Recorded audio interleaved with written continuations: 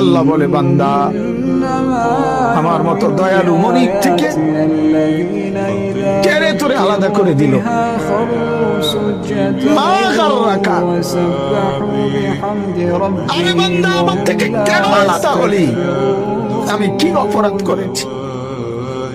সারাদিন আসমানে আলো দিয়ে আমি অন্যায় করছি, আজ আবার রাতের বেলা ঘুমের পরিবেশের জন্য অন্ধকার করে দিয়ে আমি অপরাধ করছি। মা গাররাকা, এই সময় তোমার কাছে তোমার মালিক অপরাধ কি করছে বল না বেটা।